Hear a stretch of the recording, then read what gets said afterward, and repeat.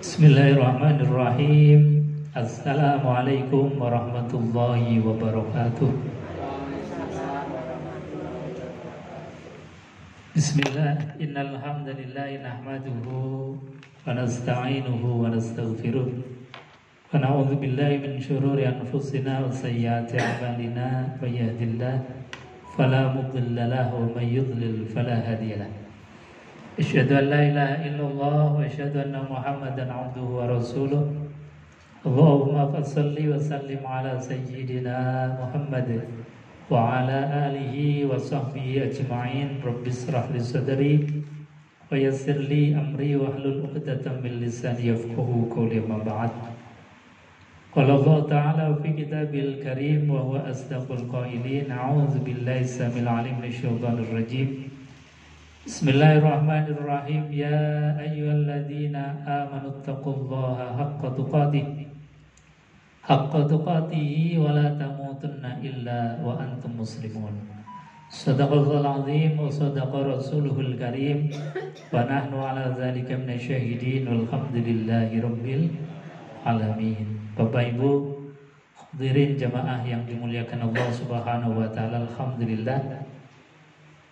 Tidak henti-hentinya kita untuk belajar Al-Quran, meskipun sedikit demi sedikit, satu kali pertemuan satu ayat, tapi ini bagian dari pengobatan Allah Subhanahu wa ta'ala untuk hati kita. Setiap kali kita membaca Al-Quran, setiap kali kita membaca ayat-ayatnya Allah Subhanahu wa ta'ala, rasanya kita kadang malu sendiri terhadap sentilan-sentilan Allah, nasihat-nasihat Allah untuk kita, yang nasihatnya kadang sangat lembut sekali. Saking lembutnya itu, nasihatnya Allah seringkali diungkapkan lewat cerita. Sampai-sampai kita kadang-kadang terlena dengan ceritanya itu, sampai kita lupa ada apa di balik ceritanya Allah. Allah menceritakan untuk kita. Bahkan cerita-cerita kaum Bani Israel yang beberapa episode berminggu-minggu kita belajar, ini Allah tutup dengan ayat yang luar biasa. Sebetulnya ini kalau kita hatinya itu hidup, hatinya itu lembut. Kalau bagikan membran itu tanpa karat, tanpa adanya penyakit, itu sedikit saja rasanya bergetar. Saya baca ayat ini sambil belajar renungkan itu sampai nangis sendiri. Saking lembutnya nasihatnya. Padahal ini sebetulnya nasihat yang sangat keras, tapi Allah menyampaikannya dengan cara yang sangat-sangat lembut. Nah, inilah diantara bentuk al-mu'jizul munazzal, bentuk dari mukjizat yang Allah turunkan kepada kita. Yang mukjizat itu nggak akan lekang sampai akhir zaman, yaitu Al-Quranul Karim. Yang bentuknya nasihat dari cerita yang dari mulai kaum Bani Israel. Masih ingat Bu kira-kira yang kita pelajari kemarin, Bani Israel itu diungkap oleh Allah, kelebihan oleh Allah itu apa saja? Masih ingat? Satu, kenapa Bu? Hah? Ya, cerdas, diberikan keunggulan oleh Allah. Cerdas tapi kenapa Pak? Benar. Terus kenapa Pak? Ngeyela, diperintahkan oleh Allah Subhanahu wa ta'ala untuk menyembelih sapi. Kemudian Bani Israel itu juga diberikan oleh Allah solusi dari berbagai macam problem, termasuk problem tentang terbunuhnya seseorang yang mungkin akan menjadikan chaos. Kemudian Allah buka, sehingga fakta tentang pembunuhan ini kemudian terungkap dengan terang benderang. Itu kan nikmat yang luar biasa. Dan Allah kemudian menutup cerita-cerita tadi itu dengan kalimat yang di ayat 74 ini. Allah sampaikan summa qasat qulubukum min ba'di dzalik. Summa qasat, dan kemudian qasat qulubukum, Allah menjadikan keras qulubukum, hati mereka, min ba'di dzalik, setelah Allah berikan sekian banyak kenikmatan, Allah kemudian menjadikan hati mereka keras. Jadi kadang nikmat itu memang menjadikan hati itu menjadi keras kalau tidak diiringi dengan sehatnya hati. Seringkali banyaknya harta menjadikan hati itu atos, seolah bahwa dengan hartanya tidak butuh Gusti Allah, seolah dengan hartanya kita bisa membeli obat, bisa mencari dokter yang hebat, bisa kemudian mencari penyembuhan sampai ke luar negeri. Dengan harta kita seolah kita bebas, gak butuh Tuhan. Kadang dengan harta itu juga hati kita keras. Kerasnya apa? Gak mau diberikan nasihat, masukan, nasihat. Itu seolah, siapa sih kamu? Saya gak butuh nasihat. Jadi harta itu seringkali menjadi hijab orang itu qasat qulubukum.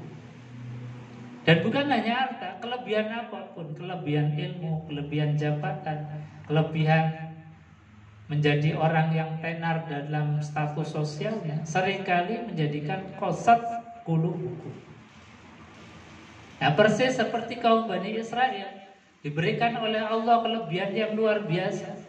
Bahkan kelebihan ini disampaikan secara vulgar oleh Allah, bahwasanya kami berikan kelebihan kaum Bani Israel itu di atas rata-rata manusia atau umat-umat manusia yang lain.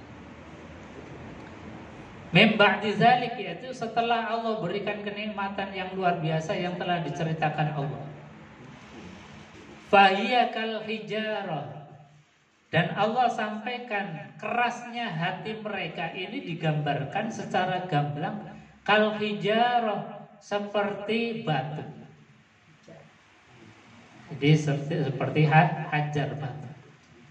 Ini ayat ini juga luar biasa. Allah bukan hanya cerita, tapi sekaligus memberikan satu pengajaran, metodologi pengajaran dakwah dalam dunia pedagogis, dunia pendidikan, yang paling efektif di dalam mentransfer pemahaman, mentransfer ilmu itu dengan cara cerita, dengan cara memberikan satu tamsil, gambaran-gambaran perumpamaan.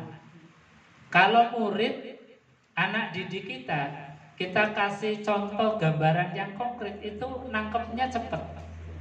Ini juga Allah sampaikan di antara cara-cara berdakwah, metodologi untuk transfer pemahaman itu, Allah berikan satu gambaran tamsil. Dan tamsil gambaran di dalam Quran itu banyak sekali. Misalnya Allah kasih gambaran, innallaha la yastahi ayyadriba masalam ma ba'udatan fama fawqaha fa ammal ladzina amanu faya'lamuna annahu al-haqqu min rabbihim wa ammal ladzina kafaru fayaquluna madza aradallahu bihadza masala yudhillu bihi katsiran wa yahdi bihi katsiran wa ma yudhillu bihi illa al-fasiqin. Ini Allah ungkapkan, Allah itu gak malu kalau ngasih pelajaran nyamuk. Jadi nyamuk diangkat sebagai media pengajaran. Bahkan Allah gak malu, yang lebih rendah dari nyamuk pun Allah kasih pengajaran bagi kita. Yang lebih rendah dari nyamuk, yang lebih kecil dari nyamuk, seperti misalnya ada mikroba, ada bakteri, ada virus. Seperti 2 tahun kemarin itu kan sebetulnya Allah lagi ngasih pelajaran, Allah ngasih tamsil pelajaran, dan Allah nggak malu. ngasih pelajaran dari sesuatu yang sangat rendah. Innallaha la yastahi ayyadriba masalan ma ba'udah, seperti nyamuk. Wa ma fawqaha, bahkan yang lebih rendah dari nyamuk, virus dan lain sebagainya. 2 tahun yang lalu kita dihebohkan hanya karena virus, dunia ini hampir lumpuh. Artinya apa? Allah lagi memperlihatkan kudrohnya, kuasanya.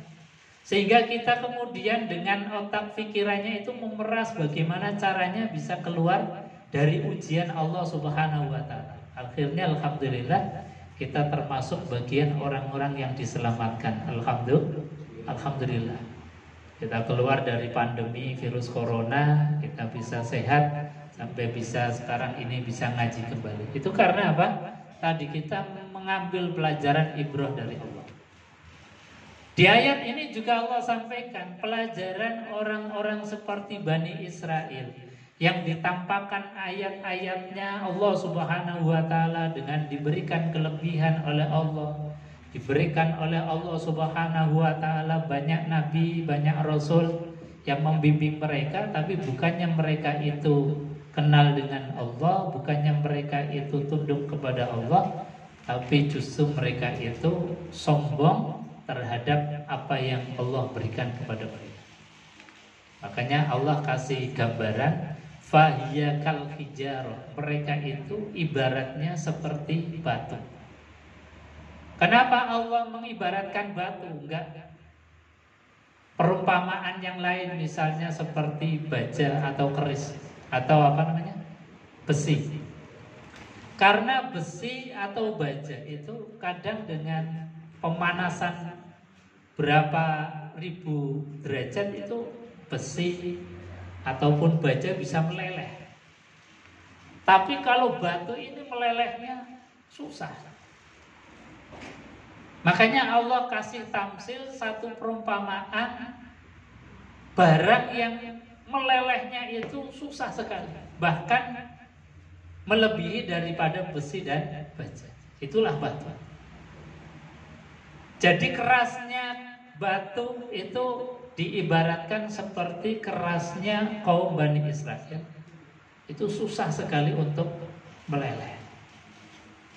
Nah, jangan sampai kemudian kita mengalami sesuatu hal yang sama, diberikan oleh Allah Subhanahu wa ta'ala ayat, tanda Al-Quranul Karim, contoh dari Rasulullah, kok sampai kemudian perilaku dan perbuatan kita itu sama atau bahkan melebihi dari kaum Bani Israel. Ya seperti tadi, misalnya pekan kemarin kita telah sampaikan, di antaranya adalah Allah menyentil kita diberikan oleh Allah hari Jumat yang sebagai Sayyidul Ayyam. Jadi sebagai induknya hari, sebagai hari rayanya kita. Yang Allah itu pengennya kita itu di hari Jumat fokus untuk beribadah kepada Allah. Ya minimal ketika waktu Jumat, idza nudiya lis-shalah min yaumil Jum'ah, tidak ada aktivitas lain kecuali aktivitas mengingat Allah. Aktivitas beribadah, aktivitas kita mendatangi panggilan Allah Subhanahu wa ta'ala. Tapi kan nyatanya ketika sudah dikumandangkan azan hayya 'alas shalah, hayya 'alal falah, itu masih ada yang di kantor, masih ada yang di warung, masih ada yang di jalan. Jadi kadang-kadang datang Jumatan itu ketika sudah selesai khutbah baru uduk-uduk jalan ke masjid. Dikira khutbah itu adalah pengajian. Kalau pengajian datangnya terakhir telat nggak apa-apa. Tapi khutbah itu adalah termasuk rukunnya Jumat. Jadi karena rukunnya Jumat harus diikuti dari awal. Ketika khotib itu naik ke atas mimbar, maka seyogianya kita sudah berada di tempat untuk mendengarkan tausiah apa yang diwasiatkan oleh khotib. Artinya apa? Ini betul-betul harus diperhatikan bahwa Allah Subhanahu wa ta'ala rindu terhadap kita. Tapi kadang kita tadi masih disibukkan oleh dunia. Bani Israel saja yang sebetulnya mereka di hari Sabtu itu sudah fokus. Tapi karena mereka itu dengan akalnya kemudian jala itu sudah ditebar sebelum harinya. Ini juga mungkin ada rahasia. Kenapa sih Allah di hari Sabtu itu melarang orang itu untuk mencari ikan? Apakah di hari Sabtu itu mungkin ada proses perkembangbiakan daripada ikan dan sebagainya? Ini kami akan diskusi masalah ini itu dengan dokter dari Undip, dari perikanan, akan meneliti kenapa sih Allah Subhanahu wa Ta'ala itu kok melarang di hari Sabtu untuk mengambil ikan. Berlaku sampai sekarang ya? Berlaku sampai, yang kata ini masih penelitian. Jadi saat itu Allah Subhanahu wa Ta'ala melarang bahwa di hari Sabtu itu dilarang untuk mencari ikan. Ketika kemudian Bani Israel itu kemudian menggelar jalannya di hari sebelum, artinya kan proses penjaringan ikan itu tetap berjalan. Meskipun di hari Sabtu itu mereka dalam keadaan beribadah kepada Allah Subhanahu wa Ta'ala. Tapi karena jarang jala itu sudah kadung ditebak, artinya mungkin ikan-ikan itu tidak bisa berkembang biak dengan baik. Ini mungkin ada rahasia apa di hari Sabtu sehingga ketika mereka tetap menjala ikan atau membuat jaring, menanam jaringnya di hari sebelumnya pun Allah Subhanahu wa Ta'ala kemudian murka. Kemudian sampai memberikan statement yang sangat keras, kunu qiradatan khasi'in. Karena kalau misalnya Sabtu tetap dalam keadaan free, jala itu enggak ditebak, boleh jadi kemudian ini akan menjadi perkembangbiakan dari ikan dan lain sebagainya, sehingga penghasilan yang mungkin dihasilkan oleh mereka akan semakin lebih baik. Mungkin di antara rahasianya. Tapi ini perlu penelitian lebih lanjut, apakah yang menjadi rahasia Allah di hari Sabtu itu karena hari Sabtu itu sebagai proses perkembangbiakan dari ikan, atau ada sir rahasia lain di balik itu. Jamaah yang dimuliakan Allah Subhanahu wa Ta'ala. Jadi ketika Allah Subhanahu wa Ta'ala memerintahkan atau melarang itu, pasti ada rahasia di baliknya. Ketika itu dilarang, maka Allah Subhanahu wa Ta'ala memberikan statement nas kepada mereka, fahiya kal hijarati au asyaddu qaswa, bahwa hati mereka itu kemudian dijadikan seperti laksana batu, au asyaddu qaswa, atau bahkan lebih keras dibandingkan dengan batu. Ini kan statement yang sebetulnya lembut sekali. Jadi ini sebetulnya bukan nasihat untuk Bani Israel lagi. Ini sebetulnya nasihat untuk kita. Ini loh, kaum Bani Israel itu dulu ketika dia membangkang terhadap perintahku, maka aku jadikan hatinya itu kemudian membatu, bahkan lebih keras daripada batu. Ketika kita itu kemudian melakukan hal yang sama, kata Quran, wa in uttum udna. Ketika kalian melakukan sesuatu yang sama seperti orang-orang terdahulu, maka sejarah akan terulang lagi. In uttum udna. Kalau kalian kembali lagi kepada peristiwa seperti sejarah masa lalu, yaitu dengan kemudian mengacuhkan ayat-ayatnya Allah, tidak mengindahkan peringatan-peringatan Allah, udna, maka kami pun akan kembali sama melakukan hal yang serupa. Jadi proses sejarah itu sebetulnya ya tidak bolak-balik saja, muter saja. Dulu zaman kaum Bani Israel pernah terjadi, maka boleh jadi kalau kita melakukan hal yang sama seperti kaum Bani Israel, udna, Allah pun akan memperlakukan hal yang sama. Ini janjinya Allah dalam surat Al-Isra, itu Allah sampaikan, wa in udna. Kalau kalian kembali kepada sesuatu yang sama yang pernah dilakukan oleh orang-orang terdahulu, udna, kami pun akan kembali melakukan hal yang sama. Untungnya, ini untungnya kita sebagai umat Rasulullah Shallallahu Alaihi Wasallam.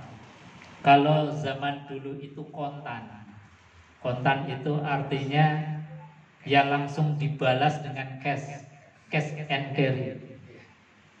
Untungnya kita sebagai umat Rasulullah Sallallahu Alaihi Wasallam itu selalu ditangguhkan, selalu ada penangguhan, selalu dikasih waktu, selalu dikasih kelonggaran. Ini kelebihannya kita. Untungnya umat Rasulullah Sallallahu Alaihi Wasallam itu dikasih sayangnya luar biasa. Bahkan nasihatnya pun nggak frontal. Ini kan sebetulnya kalau kita renungkan itu sentilan yang amat sangat keras, tapi dengan bahasa yang sangat lembut. Hanya kalau kita itu hatinya tadi membran, punya hati yang membrannya tipis, baca ayat ini itu nangis gitu. Karena ya Allah, kita yang banyak dosa koyok masih diberikan kesempatan. Ya Allah, kita yang maksiatnya nggak pernah berhenti, kok dinasihati dengan sangat lembut, nggak terasa. Makanya guru-guru kita ini kadang mencontoh cara metodologi nasihati kita, santri-santri itu. Kadang kita sowan datang ke kiai, itu biasanya kiai itu guru, orang tua kita itu paling cerita, tapi cerita itu sebetulnya kadang kasih nasihat. Yang kalau kita dikasih nasihat yang langsung tentang problematika kita, itu kan kadang-kadang kita mungkin malu, kita mungkin nggak terima dan lain sebagainya. Makanya guru-guru kita, kiai-kiai kita itu biasanya cerita. Tapi ceritanya itu biasanya banyak yang mengenal tentang kehidupan kita, karena banyak ulama, banyak kiai yang punya sifat basyirah yang luar biasa. Jadi kiai yang khos, yang hatinya itu bersih, itu biasanya kemudian melihat santrinya yang datang dengan problematika hidupnya, kemudian tahu. Ataupun kalau kita kiai itu tidak tahu, Allah gerakan lisannya, lisan guru-guru kita itu untuk cerita yang sebetulnya itu menyangkut tentang kesusahan hidup kita, masalah hidup kita, tapi dengan model cerita. Tapi kita yang hadir, kita yang sowan ke kiai itu merasa kemudian ini ternyata nasihat untuk saya, tapi dengan bahasa yang sangat lembut. Persis Allah Subhanahu wa Ta'ala ngasih nasihat kepada umat Rasulullah SAW itu dengan bahasa kasih sayang yang luar biasa. Termasuk ayat ini, summa qasat qulubukum min ba'di dzalik fahiya kal hijarati aw ashaddu qaswah wa inna minal hijarati lama yatafajjaru minul anhar wa inna minha lama yashaqqaqu fayakhruju minhul ma wa inna minha lama yahbitu min khasyatillah. Summa qasat qulubukum, dan kemudian kami keraskan hati-hati mereka mim ba'di dzalik, setelah mereka itu melakukan perbuatan yang tidak mencerminkan sebagai hamba yang bersyukur kepada Allah Subhanahu wa Ta'ala. Fahiyah, maka mereka orang Bani Israel kal hijarah, hati mereka itu bagaikan batu, au asyaddu qaswah, atau bahkan lebih keras daripada batu. Ini kalau kita membaca ya seolah-olah tadi bukan nasihat kepada kita, tapi kalau membran hati kita lembut, ya Allah, Engkau kasih ayat ini, tidak ada lain kecuali ini obat untuk hatiku ya Allah. Hatiku yang keras, yang tidak ada getar resonansi sama sekali, yang dipanggil, yang disebut oleh Allah kadang-kadang gak ada getar-getarnya sama sekali. Ini artinya bahwa hati kita membatu. Kalau hati itu yang lembut, lemah, yang membrannya tipis. Idza dzukirallahu wajilat qulubukum. Ketika disebut asma Allah itu pasti wajilat qulubukum, bergetar hati. Punya resonansi daya getar yang luar biasa. Sampai-sampai kemudian ketika kita sholat mengucapkan asma Allah, Allahu Akbar, itu hati ini rasanya nggak kuat. Mengucapkan kalimat yang luar biasa sakral, mengucapkan kalimat yang luar biasa spektakuler, itu kan kalimat yang luar biasa. Makanya banyak para sahabat yang sholat baru mengucapkan takbir itu sudah semaput, geblak. Karena apa? Karena memahami kalimat itu kalimat yang luar biasa, geblak semaput. Seperti Nabiullah Musa alaihissalatu wassalam melihat nur cahayanya Allah gak kuat. Karena melihat itu dengan kebesaran Allah. Kalau kita mengucapkan takbir dalam sholat, Allahu Akbar, ya Allah, Allah Maha Besar, rasanya kemudian tidaklah pantas mulut ini sebenarnya mengucapkan kalimat itu. Karena kalimat yang suci, kalimat yang mulia diucapkan oleh lisan, yang lisan itu campur baur macam-macam. Lisan kita yang tidak berhenti untuk sombong, lisan kita yang tidak berhenti untuk berdusta, lisan kita yang tidak berhenti untuk mencaci, membuli, menghardik, menghina dan lain sebagainya. Rasanya tidak pantas ada kalimat yang mulia, kalimat yang suci terucap oleh mulut yang bercampur dengan kedengkian, kesombongan. Artinya apa? Kalau kita mengucapkan kalimat itu saja sudah rasanya syukur. Diberikan oleh Allah satu kesempatan mulut ini mengucapkan kalimat takbir. Padahal sebetulnya nggak pantas kalimat itu diucapkan oleh lisan kita. Karena saking kotornya lisan kita. Tapi sekali lagi kita itu masih diberikan kesempatan itu. Jadi kita bisa mengucapkan kalimat takbir itu sudah nikmat yang luar biasa. Jangankan gambaran kita itu mengharap surga dan neraka, rasanya sudah nggak kebayang. Di takbir bisa mengucapkan kalimat Allahu Akbar dengan perenungan saja itu, ya Allah, luar biasa. Rasanya kemudian sudah nggak terbayang iming-iming surga itu, nggak terbayang lagi apa iming-iming Allah tentang nikmat nanti di akhirat. Mengucapkan kalimat takbir saja itu sudah nikmat yang luar biasa. Ini gambaran tadi, bahwasanya kalau kita itu punya membran yang sangat-sangat lembut, iza dzukirallahu wajilat qulubukum, ketika disebut asma Allah, baik yang menyebut lisan kita sendiri atau orang lain, wajilat qulubukum, akan bergetar hati kita. Nah, ini yang kemudian harus kita terus-menerus belajar, terus-menerus menjadikan hati kita lebih diasah terus. Sampai kemudian kita pada titik dan punya derajat tadi. Hati kita beresonansi, bergetar. Kalau kemudian terus-menerus kok nggak ada getaran sama sekali, kita harus khawatir. Khawatirnya apa? Jangan-jangan seperti dinas oleh Allah, fahiya kal hijarati aw asyaddu qaswa. Loh, batu itu kan kalau ditutuk ya enggak getar. Batu itu kalau ditutuk berkali-kali itu getarannya mungkin kalau tutukannya itu lebih keras. Tapi kan rasanya kita enggak kuat kalau ditutuk oleh Allah dengan ujian yang sangat keras. Maka sebelum kemudian ditutup oleh Allah dengan ujian yang sangat keras itu sampai supaya hati kita bergetar, ya kita menggetarkan hati. Kita hatinya kemudian diasah terus, dipoles terus. Jangan sampai Allah yang memaksa untuk menggetarkan hati. Bapak Ibu hadirin jemaah yang dimuliakan Allah Subhanahu wa taala. Wa inna minal hijarah, dan sesungguhnya Batu-batu itu lama yatafajjaru minhul anhar.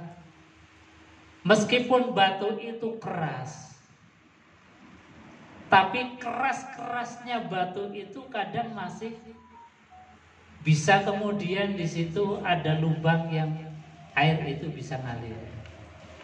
Batu itu meskipun sekeras apapun itu masih bisa memunculkan mata air. Batu yang dikatakan paling keras saja masih bisa kemudian terpecahkan atau bisa dari sela-selanya itu mengalirkan mata air kal hijar. Jadi lama yatafajjaru minhul anhar wa inna minha lama yashaqqaqu fayakhruju minhul ma. Dan dari batu-batu itu juga kadang-kadang tadi menyembur alma, yaitu air. Meskipun kita tahu batu itu keras, batu itu kadang-kadang tidak tumbuh-tumbuhan di sana.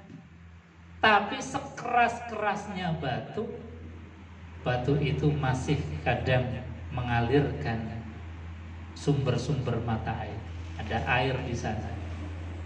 Bahkan kata Allah, wa inna minha lama yahbitu min khasyatillah.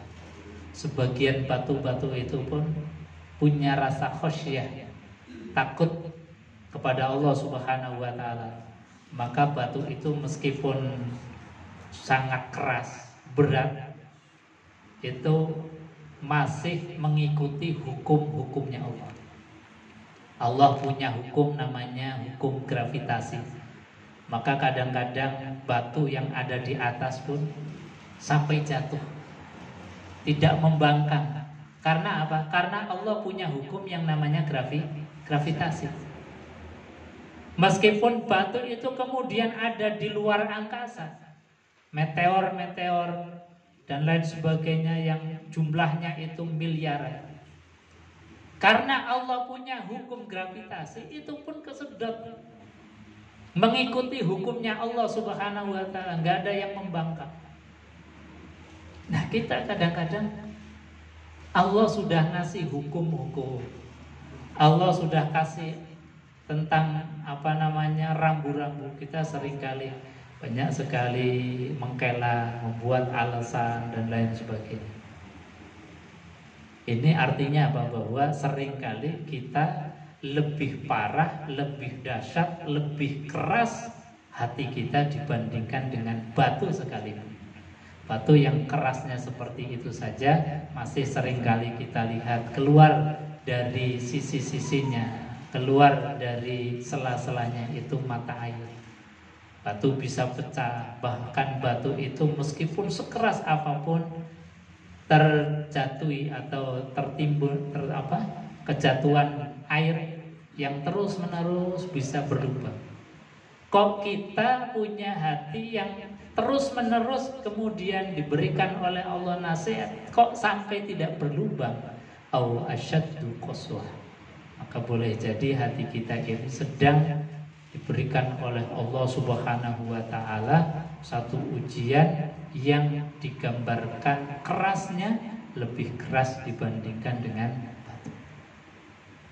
Nah, Bapak Ibu hadirin jemaah yang dimuliakan Allah Subhanahu wa taala. Ini nasihat Allah untuk kita. Maka hati ini luar biasa memang. Jadi hati ini perlu kita jaga karena Rasulullah SAW pernah bersabda, ala inna fil jasadi mudghah.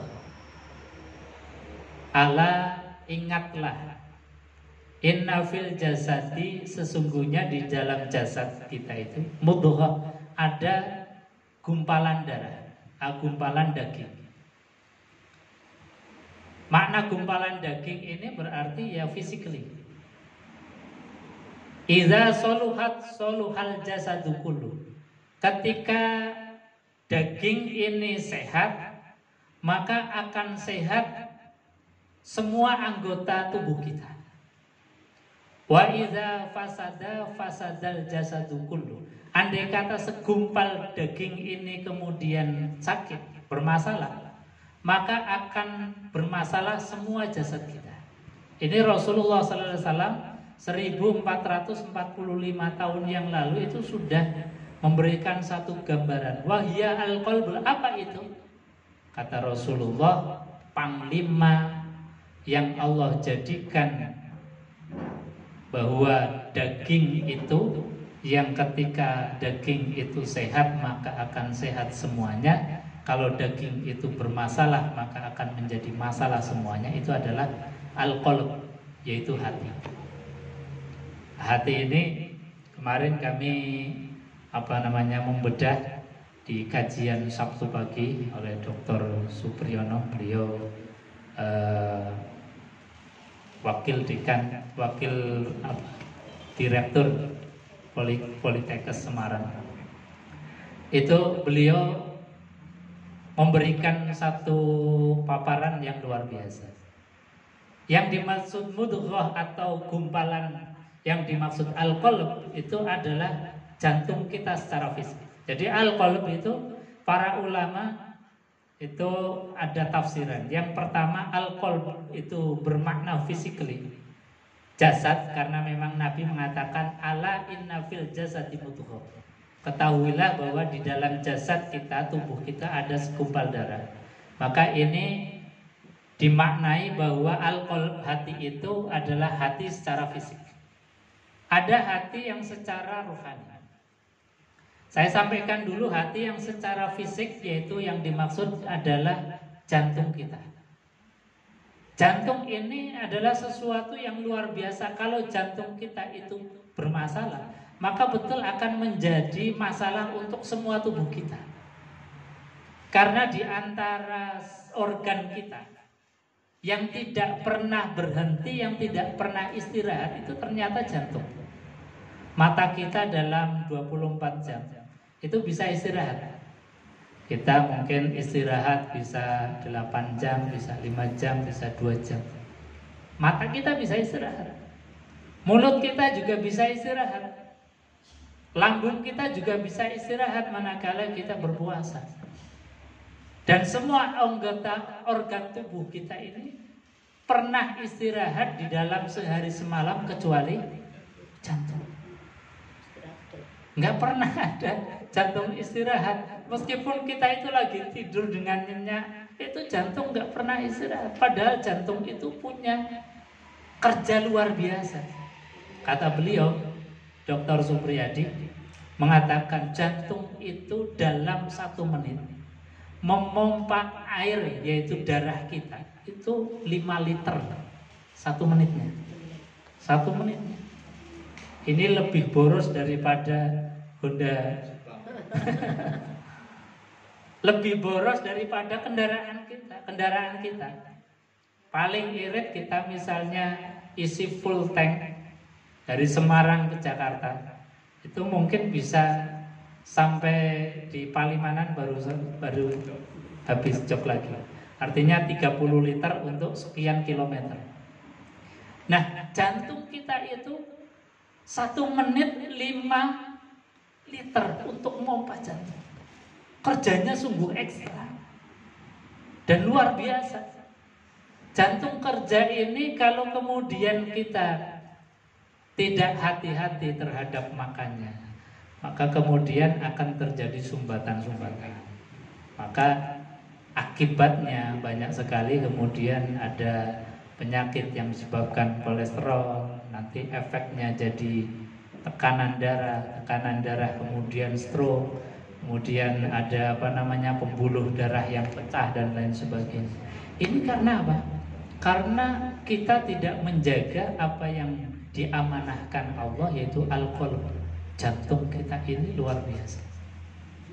Makanya Allah Subhanahu wa ta'ala itu sebetulnya sudah ngasih pelajaran kepada kita, resep kepada kita, supaya kita amanah di dalam menjaga jantung secara fisik ini. Dengan cara apa? Kulu washrabu wala tusrifu innallaha la yuhibbul musrifin. Kulu, makanlah olehmu sekalian, washrobu, dan minumlah olehmu sekalian, wala tusrifu, tapi jangan berlebihan. Jadi israf ini bagian dari barometer ukuran yang Allah sudah ingatkan kepada kita. Israf itu artinya apa? Ya jangan kita israf secara mungkin dari ukurannya atau dari segi gizinya, yang harusnya tidak ada zat-zat kimiawi yang mungkin masuk. Kadang-kadang macam-macam zat kimiawi yang kita konsumsi, sehingga pembuluh darah itu kemudian tidak kuat, banyak sekali kemudian penimbunan lemak dan lain sebagainya. Itu kan sebetulnya bagian dari israf, berlebih-lebihan. Maka berlebihan itu sesuatu yang dilarang oleh Islam. Bukan berarti kelebihan atas porsinya saja, tapi kelebihan dari apa yang tidak dibutuhkan oleh tubuh itu juga bagian dari israf. Bahasanya Quran cukup sederhana, kulu washrobu wala tusrifu, jangan berlebih-lebihan. Kalau kita makan ya secukupnya, secukupnya kebutuhan gizi kita. Gizi kita kan kalau orang tua kita itu dalam mengajarkan cukup dengan syair, daharane rogo cukup sego sayur, daharane rogo cukup sego sayur. Jadi raga kita itu sebetulnya sego kali sayur cukup. Tapi nafsu kita kadang-kadang melebihi dari apa yang menjadi kebutuhan kita. Maka kebutuhan kita kadang-kadang nggak pengennya kuliner jadi kulineran, nggak pengennya kemana-mana. Padahal cukup sego sayur. Sebetulnya cukup. Wong Nabi itu dengan kurma saja 3 butir kurma itu sudah cukup. Tapi karena nafsu kita kadang-kadang tidak terkendali, kadang kuliner malah menjadi destinasi wisata. Karena apa? Karena ya tadi kita tidak cukup, tidak mencukupkan diri dengan daharane rogo cukup sego. Nah, ini problem kita. Dan bukan hanya itu, Allah pun kemudian memberikan satu solusi. Kalau tadi secara fisik kulu wasrobu wala tusrifu, secara mentality juga Allah kasih resep. Resepnya apa? Kata Allah, ala bizikrillahi tatmainnul qulub. Ketahuilah bahwa dengan berzikir kepada Allah hati ini jadi tenang. Ketenangan hati itu sebetulnya obat dari segala obat. Maka ketika kita hati tenang, tidak gerusa-gerusu, tidak kagetan. Kagetan ini bahaya. Orang yang kagetan ini jantungnya itu enggak normal. Tadi jantung yang normalnya 1 menit itu 50 liter. Guru-guru kita ini kagetan. No, tetangga tuku mobil baru kaget.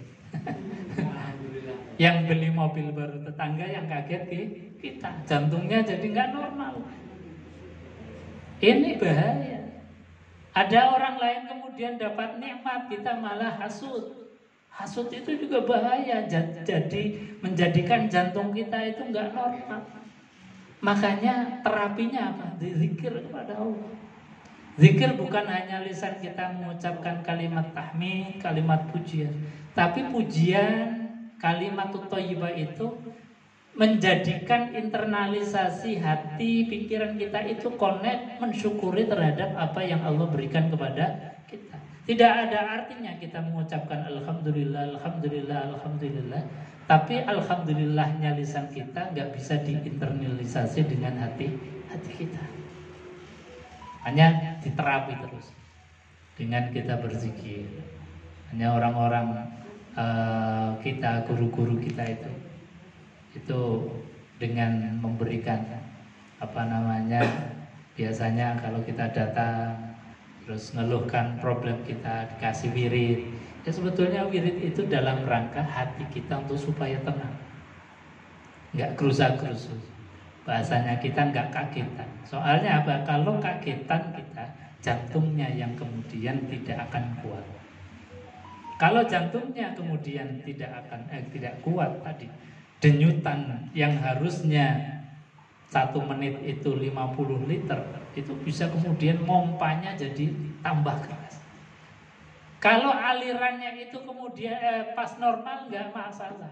Tapi kalau pas jantung itu bekerja dengan keras, sementara aliran yang kemudian banyak sumbatannya, ini yang kemudian jadi masalah. Yang akhirnya kita dengar ada pecah pembuluh darah. Karena apa? Kerasnya pompaan jantung tidak seimbang dengan jalur yang mendistribusikan darah ke seluruh tubuh kita. Akhirnya ya pecah. Tapi kalau orang tenang, ada apa-apa direspon dengan baik, dengan tenang, tidak gerusa-gerusu, insya Allah akan stabil. Ini resep dari Allah Subhanahu wa Ta'ala bagaimana kita itu memanage hati ini. Karena apa? Rasulullah SAW sudah mengatakan, ala inna fil jasadi mudghah fa in fasadal jasadu kullu. Jika itu baik, maka akan baik semua anggota tubuh kita. Jika itu ada rusak, maka akan rusak semua anggota tubuh kita. Itu hati yang secara fisikal, yaitu jantung kita.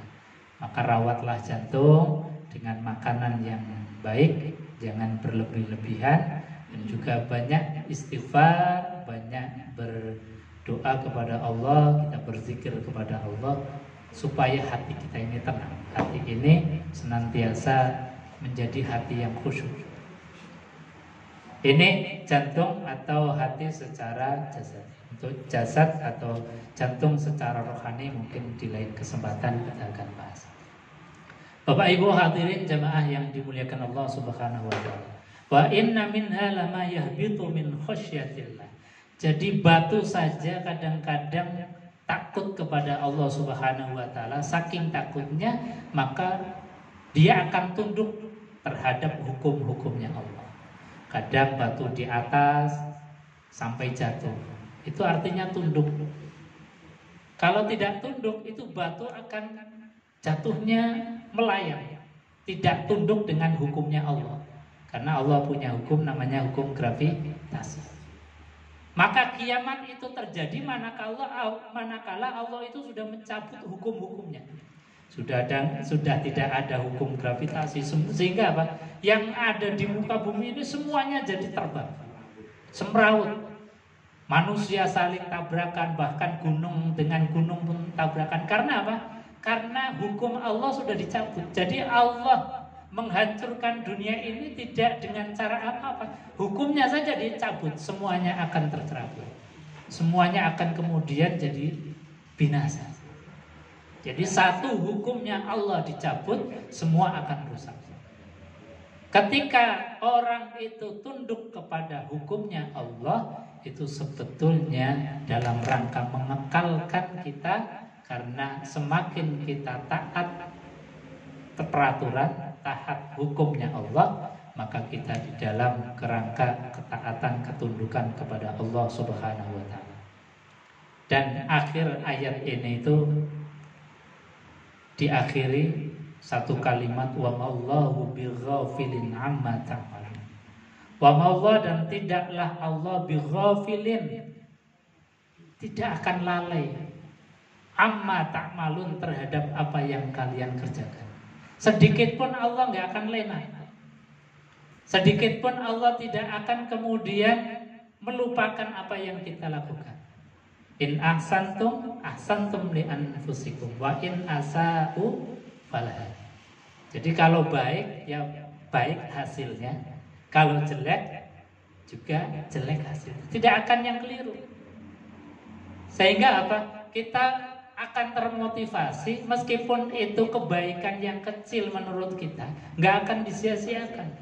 Meskipun kebaikan itu tidak ada yang melihat, rasanya kemudian eman kalau tidak melakukan. Karena apa? Baik perbuatan itu tampak nyata maupun tersembunyi, besar maupun kecil sama saja. Karena wa ma'allahu bighafilin amma ta'malun. Allah nggak akan ghafil, nggak akan lalai. Semuanya itu pasti ada konsekuensinya masing. Ini yang kemudian menjadikan motivasi kita berbaik atau berbuat baik tidak menunggu kemudian dilihat oleh orang. Kita berbuat baik tidak menunggu yang besar-besar.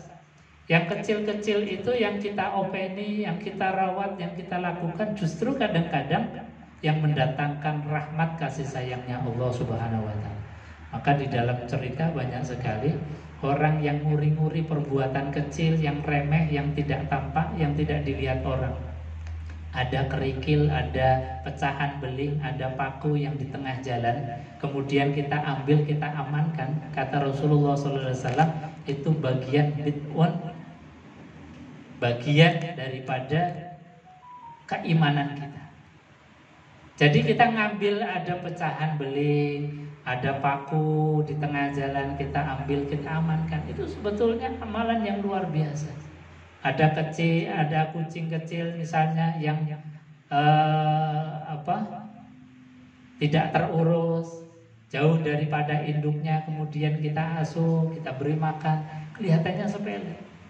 Justru yang seperti itu banyak sekali orang-orang yang mendapatkan hidayah, petunjuk dari Allah disebabkan karena perbuatan-perbuatan yang sepele, yang kecil.